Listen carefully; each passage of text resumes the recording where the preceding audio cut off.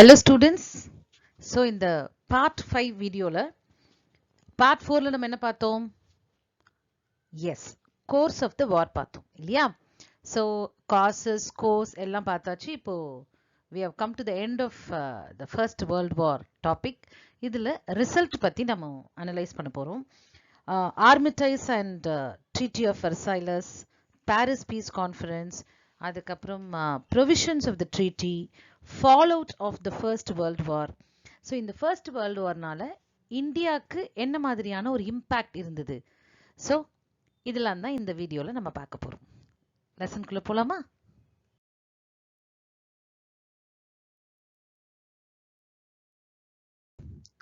So first பார்க்க போகிறது Peace Conference in Paris. So the First World War came to an end on November 1918. இல்லையா? So Central Powers were defeated and Allies won the war. Peace Conference opened in Paris in January 1919, 2 months after signing of the Armistice. அதாவது Armistice அப்படிங்கிறது போர் நிறுத்தம் இல்லையா? So they have decided to stop the war on November 11th. Okay, ரெண்டு central பவர்ஸும் சரி ஆலிஸும் என்ன பண்ணாங்க? They have decided to stop the war on November 11th. And போர் நிறுத்தத்தை கொண்டு வந்துட்டாங்க. எக்ஸாக்டா போர் நிறுத்தம் கொண்டு வந்து 2 months கழிச்சு இந்த பாரிஸ் பீஸ் கான்ஃபரன்ஸ் ஜான்வரி 1919ல நடந்தது. And Woodrow Wilson of USA, Lloyd George, Prime Minister of England, and Clemenceau of Prime Minister of France, they have played a very important part in the deliberation. So இவங்க மூணு பேரும் முக்கியமான ஒரு role play பண்ணாங்க இந்த Paris peace கான்ஃபரன்ஸ்ல. Faced with the threat of renewed war, the German government was forced to agree to the terms. So Germans were forced to agree to all the terms. So ஜெர்மனிக்கு வந்து வேற ஆப்ஷனே கிடையாது. So என்ன ஒரு பயம் இருந்தது அப்படின்னா, எங்கே வந்து நம்ம இந்த டேர்ம்ஸ் அண்ட் கண்டிஷன்ஸ்க்கு ஒத்துக்கல அப்படின்னா திரும்பவும் ஆலிஸ் நம்ம மேலே வார் பண்ணுவாங்களோ அப்படின்ற ஒரு பயம் இருந்தது. அதாவது மற்றொரு போரை சந்திக்க நேரிடுமோ அப்படின்ற ஒரு பயத்தில் ஜெர்மனி என்ன பண்ணுது, எல்லா அக்ரிமெண்ட்டுக்கும் எல்லா டேர்ம்ஸ்க்கும் அக்ரி பண்ண ஆரம்பிக்குது. So faced with the threat of renewed war. So நம்ம ஒத்துக்கல அப்படின்னா அது நம்ம மேலே திரும்பவும் வார் பண்ணுமோ அப்படின்ற ஒரு பயத்தில் the German government was forced to agree to the terms. So German government எல்லா டேர்ம்ஸ்க்கும் எல்லா கண்டிஷன்ஸ்க்கும் அக்ரி பண்ணிக்கிறாங்க. So on 28th June 1919, the peace treaty was signed in the Hall of Mirrors at Versailles. So Versailles அப்படிங்கிறது Paris பக்கத்தில் இருக்கிற ஒரு palace.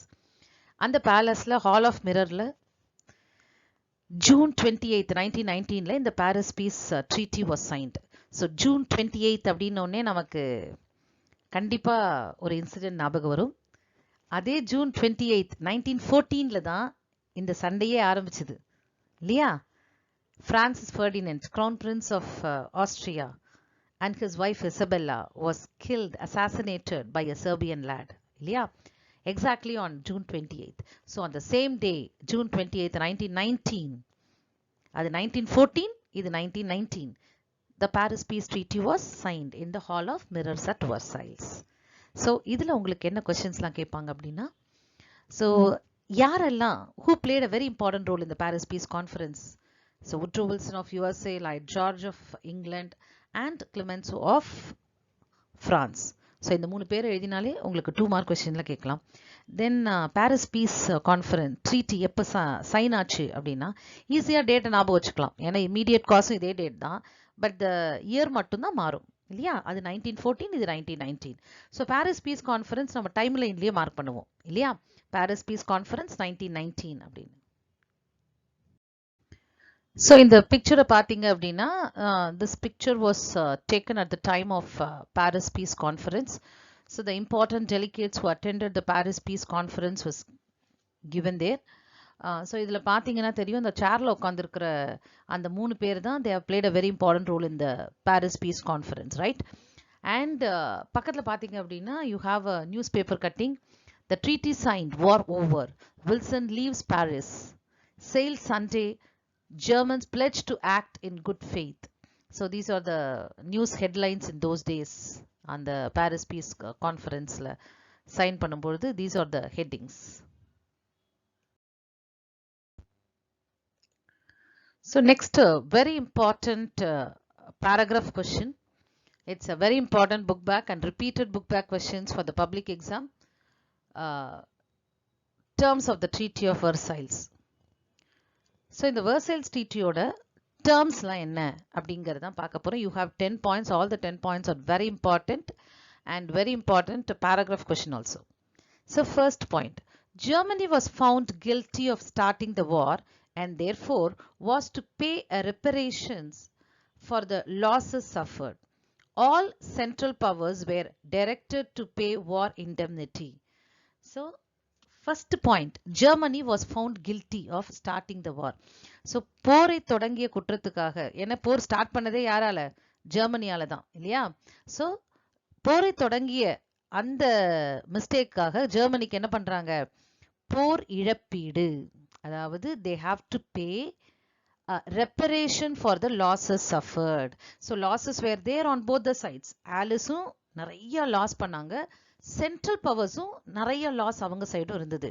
But Germany தான் சண்டையை தொடங்கினாங்க, அதனால Germany have to pay for the losses. So ஆலிஸ்க்கான லாஸஸை யார் பே பண்ணணும்? ஜெர்மனி have to pay அப்படின்னு சொல்லிட்டாங்க. அது மட்டுமல்லாமல் all central powers were directed to pay war indemnity.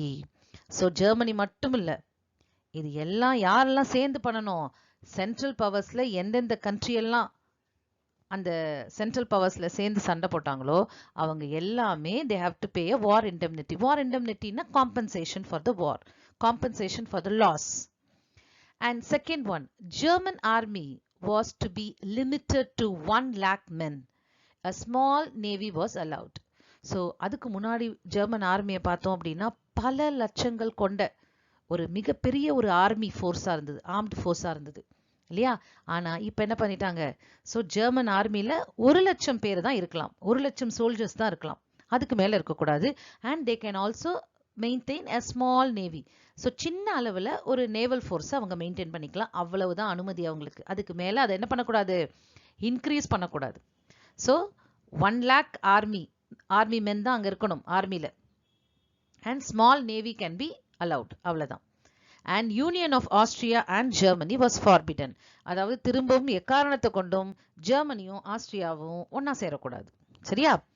And next one, all German colonies became mandated territories under the League of Nations. So first world வார் முடிஞ்ச உடனே league of Nations அப்படின்ற ஒரு ஆர்கனைசேஷனை form பண்ணாங்க. அதை பற்றி நம்ம டீட்டெயிலாக நம்ம நெக்ஸ்ட் பார்ப்போம். இந்த லீக் ஆஃப் நேஷன்ஸோட மேண்டேட்டட் டெரிட்டரியா ஜெர்மன் காலனிஸ் எல்லாத்தையும் மாத்திட்டாங்க. ஸோ மேண்டேட்டட் டெரிட்டரிஸ் அப்படின்னா என்ன அப்படின்னு பார்த்தோம்னா, லீக் ஆஃப் நேஷன்ஸோட பாதுகாப்பு டெரிட்டரிஸா அது இருக்கும். இனிமேல்ட்டு லீக் ஆஃப் நேஷன்ஸ் கீழே ஜெர்மன் காலனிஸ் எல்லாம் ஒரு பாதுகாப்பு நாடுகளாக இருக்கும், தொடர்ந்து இருக்கும். ஆனா அது யாரோட கீழே இருக்கும்? ஜெர்மனி கீழே இருக்காது. It will be under the League of Nations. So all German colonies, ஜெர்மனிக்கு எவ்வளோ காலனிஸ் இருந்தோ, ஆப்பிரிக்காவில் நிறையா இருந்தது அண்ட் ஏஷியாவில் ஒரு 2-3 காலனிஸ்லாம் இருந்தது. ஸோ இது எல்லாமே லீக் ஆஃப் நேஷன்ஸ் கீழே மேண்டேட்டட் டெரிட்டரியா மாறிடுச்சு. And fifth point, Germany was forced to revoke the treaty of Brest-Litovsk, that is with Russia, and Bucharest with Bulgaria.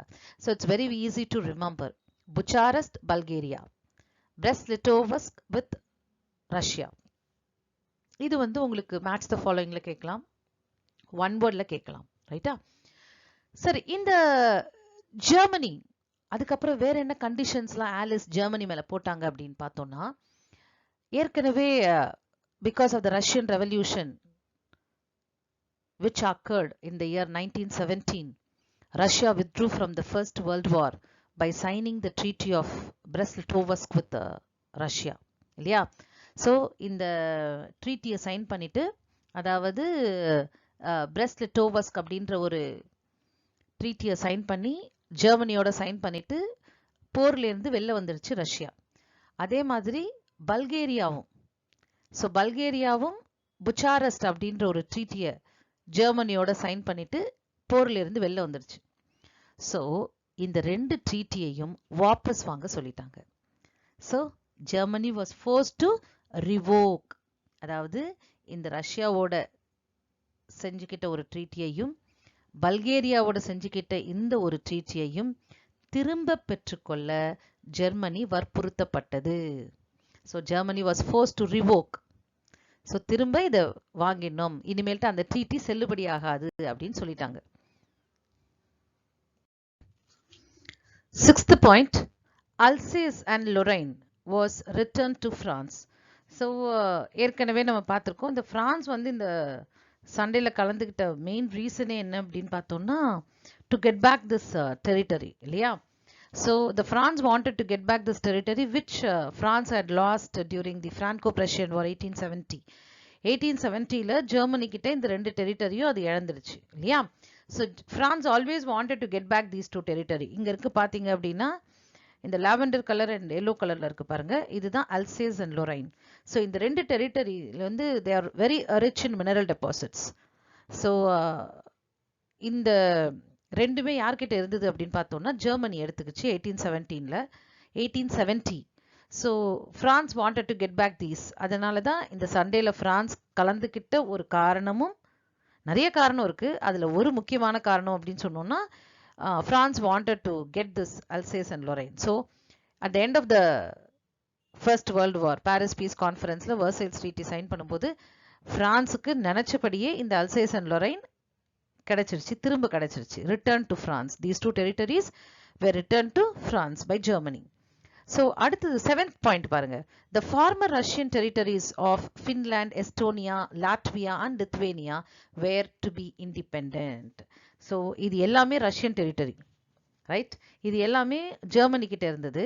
So Germany என்ன பண்ணிச்சு அப்படின்னா இது எல்லாத்தையும் அதோட கண்ட்ரோல்ல வச்சிருந்தது. So now the former territories, அதாவது இதுக்கு முன்னாடி இந்த டெரிட்டரிஸ்லாம் யார்கிட்ட இருந்தது அப்படின்னு பார்த்தோம்னா ரஷ்யா கிட்ட இருந்தது. ஏன் ரஷ்யா கிட்டேருந்து ஜெர்மனி வாங்கிச்சு அப்படின்னா, பிகாஸ் ரெவல்யூஷன், அந்த ரஷ்யன் ரெவல்யூஷன் போது இந்த டெரிட்டரி எல்லாம் ஜெர்மனி கிட்ட கொடுத்துட்டு தான் இது it withdrew from the war, right?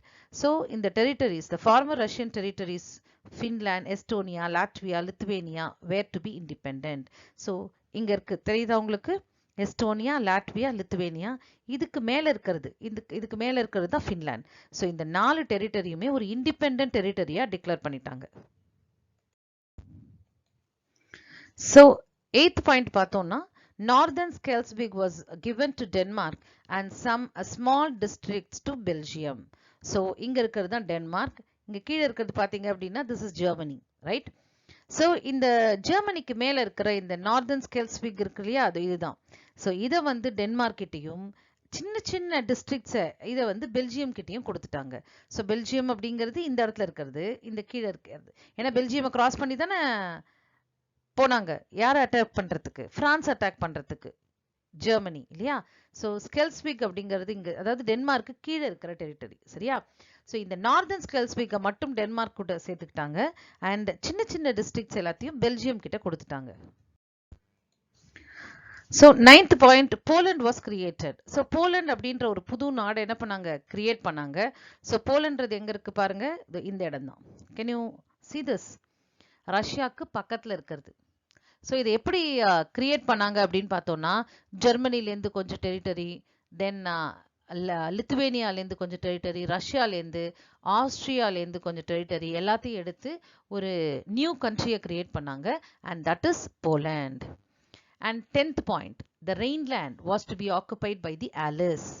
The area on the east bank of Rhine was to be demilitarized. So Rhineland அப்படிங்கிறது வந்து ஜெர்மனிக்கும், இது பிரான்ஸ், இந்த ஜெர்மனிக்கும் பிரான்ஸ்க்கும் நடுவுல இருக்கிற இந்த டெரிட்டரியை தான் ரெயின்லேண்ட் அப்படின்னு சொல்றோம். இந்த ரெயின்லேண்டை வந்து ஆலிஸ் கண்ட்ரோல்ல தான் இருக்கும். ஸோ இந்த east of the river Rhine, அதாவது east bank of the Rhine river இருக்கு இல்லையா, அது ஃபுல்லாவே டீமிலிட்டரைஸ்டு ஜோனா டிக்ளேர் பண்ணிட்டாங்க. அதாவது எந்த ஜெர்மனியோட எந்த ஆர்ம்டு ஃபோர்ஸஸும் அங்க இருக்கக்கூடாது, சரியா. ஸோ இந்த ரைன் ரிவர் இருக்கு இல்லையா, அதோட ஈஸ்ட் பார்ட் அது ஃபுல்லாவே படை நீக்கம் செய்யப்பட்ட பகுதியாக்கப்படும். அதாவது எந்த படைகளும் எந்த ஆர்ம்டு ஃபோர்ஸஸும் எந்த ஆர்மியும் அந்த ரீஜன்ல இருக்கக்கூடாது. So because place of tension அப்படின்னு பார்த்தோம் அப்படின்னா டெஃபினட்டாக நமக்கு எப்படி இந்தியா பாகிஸ்தான் பார்டர் எப்பயுமே வந்து ஒரு ஒரு பதட்ட நிலையிலேயே இருக்கும். அதே மாதிரி தான் இந்த ஜெர்மனியும் ஃப்ரான்ஸோட பார்டரும். ஸோ எப்பயுமே அந்த இடத்துல ஒரு பதட்டமான ஒரு நிலை இருக்கும் அப்படின்றதுனால ஸோ என்ன பண்ணாங்க, இந்த ரெயின்லேண்ட் அப்படின்ற ஒரு டெரிட்டரியை டீமிலிட்டரைஸ்டு ஜோனா டிக்ளேர் பண்ணிட்டாங்க. ஸோ எந்த மிலிட்ரி ஃபோர்ஸும் இந்த இடத்துல இருக்கக்கூடாது. ஸோ இந்த 10 பாயிண்ட்ஸ் ரொம்ப முக்கியமான ஒரு பேராகிராஃப் கொஸ்டின். ஸோ இந்த 10 பாயிண்ட்ஸ் வந்து ஒரு பேராகிராஃப் கொஸ்டினாக உங்களுக்கு கேட்பாங்க. ஸோ இது ஒரு பாக்ஸ் இன்ஃபர்மேஷனாக கொடுத்துருக்காங்க. இதுலேருந்து உங்களுக்கு ஒரு ஒன் வேர்ட் வரும். President Wilson laid down his 14 points which were to be followed by the Allies. So இந்த Paris Peace Treaty சைன் பண்ணுறதுக்கு முன்னாடி he gave a 14 points, அதாவது ஒரு 14 அம்ச திட்டத்தை என்ன பண்ணாரு, ஆலிஸ் கிட்ட கொடுத்தாரு.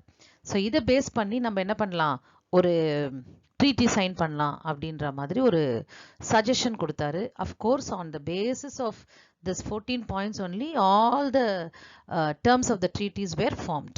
Okay, so the most important one he highlighted was the need for a general association of nations for the purpose of affording mutual guarantees of political independence and territorial integrity to great and small states like. So அதில் ஒரு முக்கியமான விஷயத்தை highlight பண்ணி சொல்லியிருந்தார். என்ன அப்படின்னா, ஒரு பவர்ஃபுல்லான நேஷனாக இருக்கட்டும், இல்லை ஒரு ரொம்ப ஒரு ஸ்மால் கண்ட்ரியாக இருக்கட்டும், what ever it may be, எந்த ஒரு பாகுபாடும் இல்லாமல் நம்ம என்ன பண்ணணும் அப்படின்னா, we have to afford a mutual guarantee of political independence. அதாவது நம்ம வந்து ஒரு சில உத்தரவாதம் கொடுக்கணும். என்ன கேரண்டி கொடுக்கணும், என்ன கொடுக்கணும் அப்படின்னா, we have to assure the political independence and we have to respect the territorial integrity. So பெரிய நாடோ சின்ன நாடோ இது எல்லாத்தையுமே நம்ம எல்லாருக்கும் தந்தோம் அப்படின்னா டெஃபினட்டாக நமக்குள்ள ஒரு மிஸ் அண்டர்ஸ்டாண்டிங் வராது அப்படின்றதுல ரொம்ப உறுதியாக இருந்தார். ஸோ இந்த ஒரு பர்டிகுலர் பாயிண்ட்டை வந்து அவரோட 14 பாயிண்ட்ஸில் வந்து ஹைலைட் பண்ணி சொல்லியிருந்தார். Based on that only all the terms of the treaties okay were formed. அதுக்கப்புறம் இந்த ட்ரீட்டி, அதாவது வர்சைலஸ் ட்ரீட்டியாக இருக்கட்டும், எதுவாக இருக்கட்டும், Versailles treaty and the League of Nations எல்லாம் ஃபார்ம் பண்ணாங்க இல்லையா.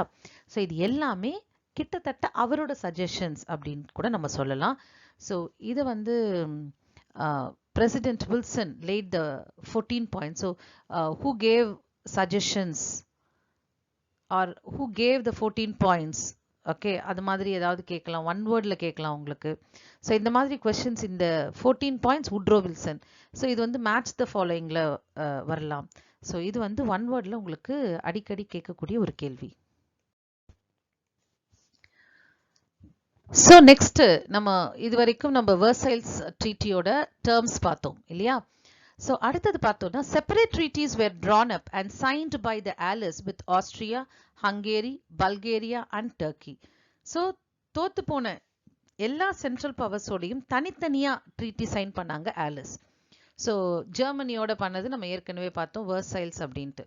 So Alice have signed a separate treaty with Austria, Hungary, Bulgaria and Turkey.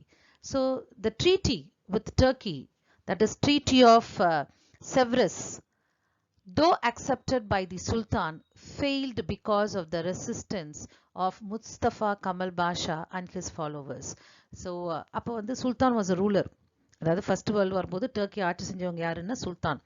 அதை கிளர்ச்சி பண்ணவங்க குரூப் வந்து Mustafa Kemal Pasha and his followers. So அவரை பற்றி நம்ம விரிவாக at the end of this lesson டெஃபினட்டாக படிப்போம். ஸோ டர்க்கியோட ஒரு ட்ரீட்டி சைன் பண்ணாங்க. அந்த ட்ரீட்டிக்கு பேர் ட்ரீட்டி ஆஃப் செவ்ரஸ். அந்த செவ்ரஸை வந்து அஃப்கோர்ஸ் சுல்தான் accepted the treaty, but Mustafa Kemal Pasha and his followers they refuse to accept. So this treaty was failed.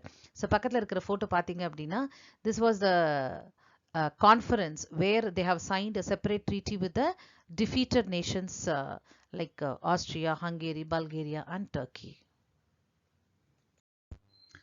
So fallout of the First World War. இது ஆக்சுவலா வந்து புக் உள்ளேருந்து கேட்குற ஒரு பேராகிராஃப் கொஸ்டினா ஒரு வாட்டி கேட்டிருந்தாங்க இன் ஒரு கொஸ்டின் பேப்பரில். fallout of the first world war, அதாவது இந்த ஃபர்ஸ்ட் வேர்ல்ட் வார்ல ஏற்பட்ட விளைவுகள், effect, அதுதான் fallout of the first world war. So effect of the first world war அப்படின்னு சொன்னோம்னா, the first world war left a deep impact on European society and polity. அதாவது இந்த first world war பார்த்தோம் அப்படின்னா European பாலிடிக்ஸ்லயும் சரி எக்கானமிலையும் பயங்கர ஒரு இம்பாக்டை ஏற்படுத்தியிருக்கு. 8 million had died in 4 years, while more than twice was as many as were wounded and many crippled for life. அதாவது கிட்டத்தட்ட ஒரு 8 மில்லியன் பீப்புள் இந்த 4 வருஷத்துல இறந்து போயிட்டாங்க. அண்ட் மோர் தேன் ட்வைஸ், அதாவது இந்த மாதிரி 2 மடங்கு மக்கள் என்ன பண்ணியிருக்காங்க, காயம் பட்டிருக்காங்க. And many crippled for life, அதில் கொஞ்சம் பேர் பார்த்தோம் அப்படின்னா வாழ்நாள் முழுவதுமே செயல்பட முடியாதவர்களாக ஆயிட்டாங்க. And millions more have had succumbed to the worldwide influenza of 1918. So அது மட்டும் அல்ல, 1918ல மிகப்பெரிய ஒரு இன்ஃப்ளூயன்ஸா அப்படின்ற ஒரு ஃபீவர், ஒரு நோய் பரவ ஆரம்பிக்குது. அது வந்து மில்லியன்ஸ் ஆஃப் பீப்புளை அப்படியே, இப்போ வந்து கோவிட் வரலையா, நிறைய பேர் இறந்து போலியா, அதே மாதிரி இன்ஃப்ளூயன்ஸா அப்படின்ட்டு ஒரு நோய் வந்து மில்லியன்ஸ் ஆஃப் பீப்புள் இறக்குறாங்க. So the outcome of all countries was imbalance between the sexes, the shortage of men. So இதோட அவுட்கம் என்ன அப்படின்னா, எல்லா நாடுகளிலும் there was an imbalance between the sexes. அதாவது ஆண் பெண் சதவீதம் இருக்கு இல்லையா, செக்ஸ் ரேஷியோ, அது வந்து ஆண்கள் வந்து ரொம்ப கம்மி ஆயிட்டாங்க. ஏன்னா நிறைய ஆண்கள் போர்ல என்ன பண்ணிட்டாங்க, இறந்துட்டாங்க, நோயினால இறந்துட்டாங்க, நிறைய பேர் அடிபட்டிருக்காங்க, நிறைய பேர் வந்து ஊனமாயிட்டாங்க. ஸோ இப்போ ஆண் பெண் சதவீதம் செக்ஸ் ரேஷியோ பார்த்தோம் அப்படின்னா ஷார்டேஜ் ஆஃப் மென், அதாவது ஆண்களோட சதவீதம் ரொம்ப கம்மியா இருக்கு. Soldiers came to be placed above civilian. So அதனால என்ன பண்றாங்க, சோல்ஜர்ஸை நார்மல் சிவிலியனை விட உயர்வாக என்ன பண்றாங்க, ட்ரீட் பண்றாங்க, ரொம்ப ரொம்ப ஒரு மரியாதையா ட்ரீட் பண்றாங்க. The most striking of all was the rise and consolidation of Soviet Union, the USSR, or the Union of Socialist and Soviet Republics as it was called.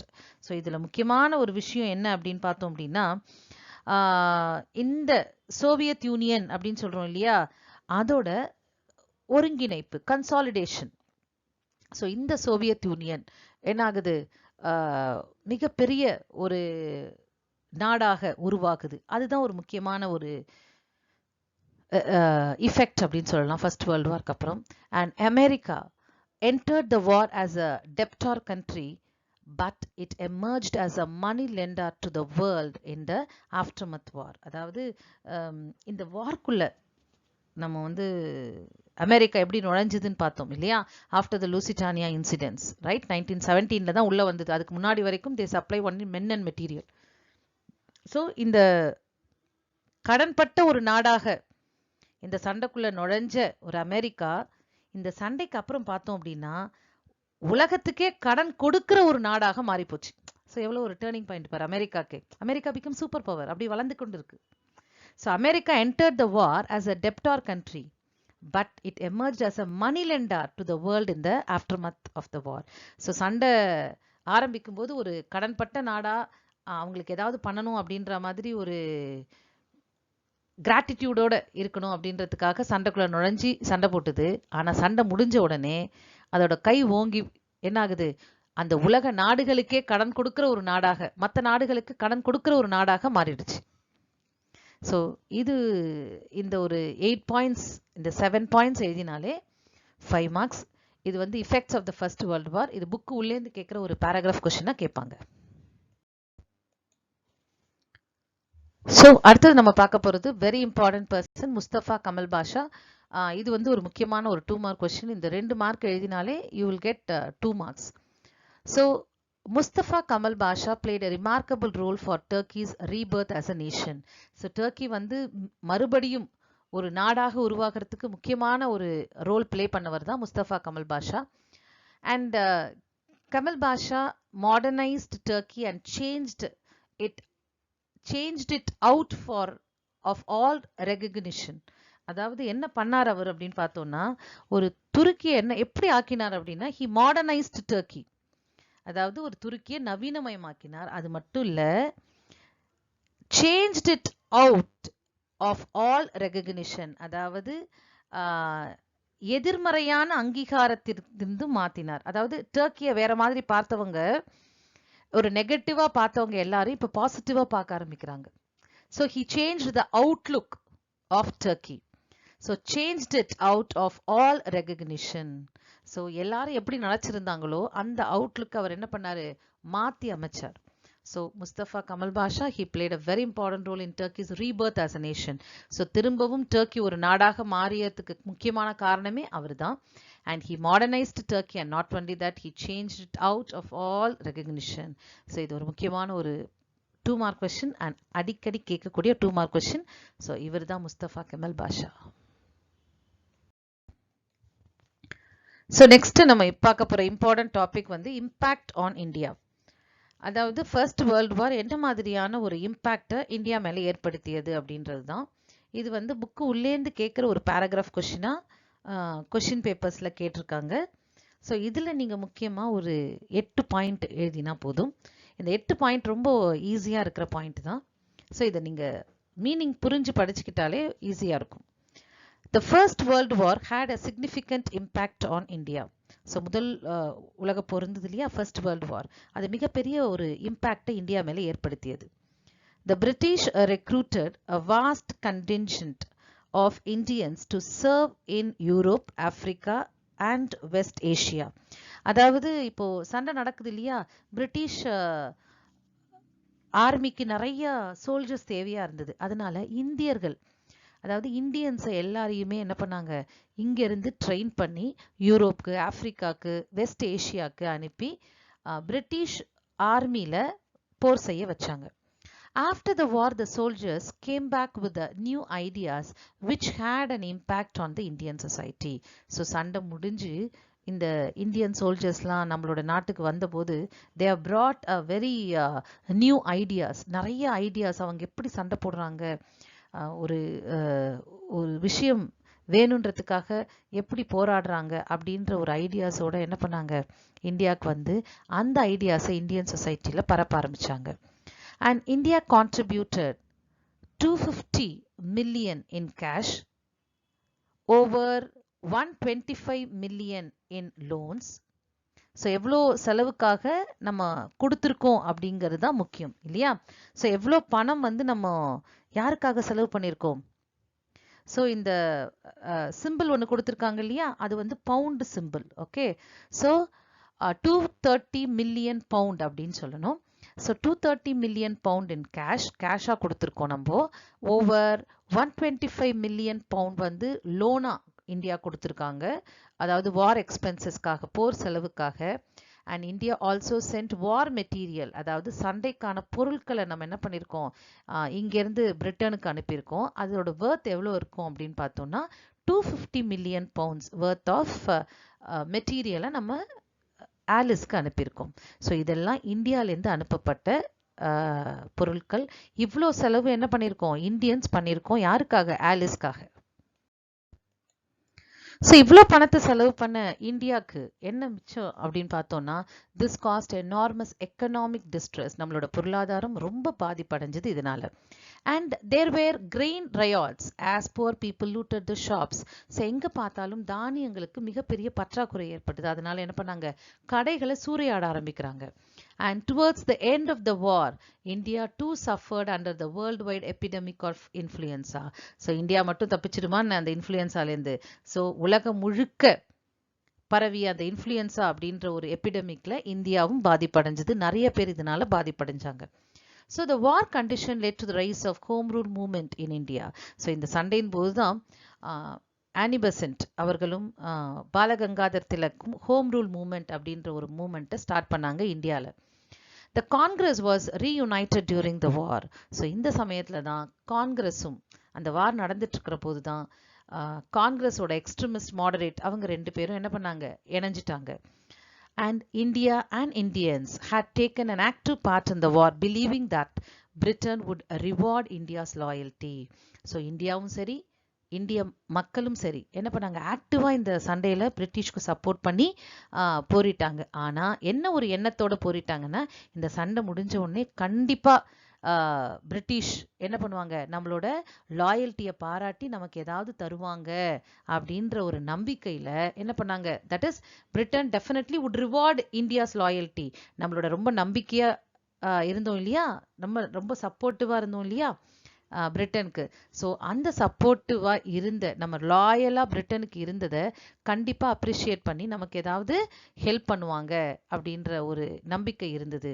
But only disappointment was in store. So ஆனால் ஏமாற்றம் தான் மிஞ்சிருந்தது. Thus, the war had multiple effects on Indian society, economy and polity. இந்த சண்டை வந்து நிறைய various ஆஸ்பெக்டில் இந்தியாவை பாதிச்சுது. நம்மளோட society, நம்மளோட பொருளாதாரம், நம்மளோட பாலிட்டி எல்லாத்துலேயுமே இந்த first world war had a great impact on Indian economy, polity and society. So students, இது வரைக்கும் நம்ம ஃபர்ஸ்ட் வேர்ல்டு வார், அதோட காஸ், கோர்ஸ், இஃபெக்ட், அதில் இந்தியாவோட பாதிப்பு என்ன அப்படின்றத நம்ம டீட்டெயிலாக பார்த்தோம் இல்லையா. ஸோ நெக்ஸ்ட் டாபிக் வந்து ரஷ்யன் ரெவல்யூஷன். ஸோ அடுத்த வீடியோவில் ரஷ்யன் ரெவல்யூஷனோட உங்களை சந்திக்கிறேன். Thank you students.